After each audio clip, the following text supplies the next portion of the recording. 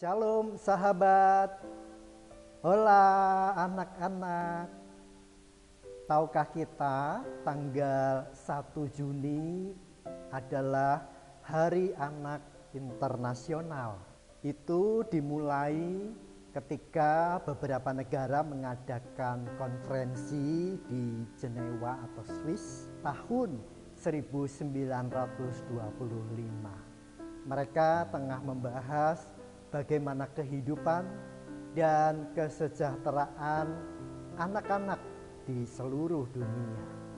Dan sejak hari itulah disepakati menjadi Hari Anak Internasional. Dilansir dari The British Psychological Society, hampir setengah kepribadian anak memang dipengaruhi oleh gen dari orang tua.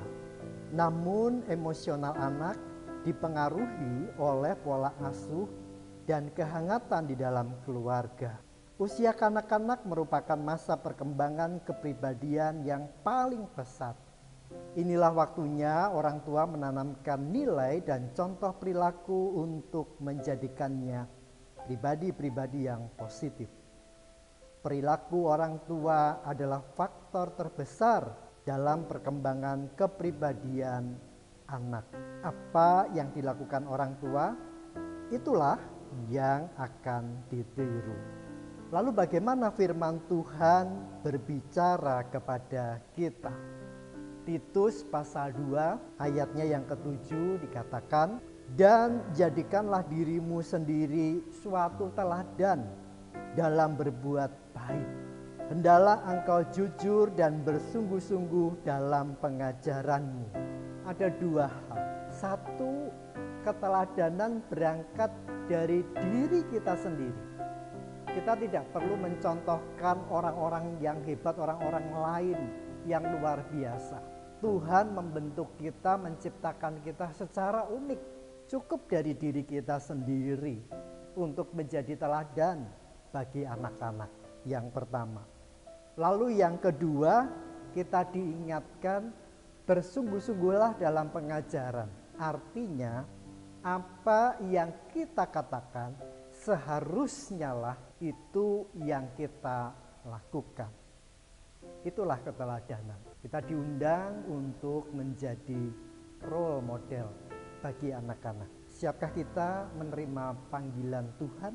Sungguhkah kita serius untuk menjadi sosok teladan bagi anak-anak? Apa artinya 1000 kata dibanding satu perbuatan? Satu perbuatan jauh lebih berdampak ketimbang berjuta kata. Ini yang mesti kita ingat. Pun demikian ketika Tuhan melawat kita. Ketika Tuhan datang ke rumah kita, mungkin ada perasaan tergetar untuk kita melayani Tuhan. Baik kita sebagai panitia, sebagai aktivis, badan pelayanan, ataupun sebagai majelis atau sebagai seorang penatua. Adakah Tuhan terus mengetuk kita berulang dan berulang kali sampai kita mau menjadi seorang penatua, ataupun seorang aktivis, ataupun seorang majelis jemaat? Hari ini kita diingatkan, mari kita bersukacita merespon panggilan Tuhan itu. Tidak perlu takut, karena menjadi mitra Allah adalah sesuatu yang menggembirakan. Gereja berpelayanan jangan menjadi beban, jangan lalu menjadi hal yang menakutkan. Tetapi mari bersama saya dan saudara kita bergembira untuk melayani Tuhan. Lebih dari itu, Tuhan beri kesempatan untuk saudara dan saya menjadi teladan bagi anak-anak. Bukankah masa depan gereja kita nantinya juga ada pada anak-anak kita di waktu yang akan datang? Amin. Tuhan Yesus memberkati.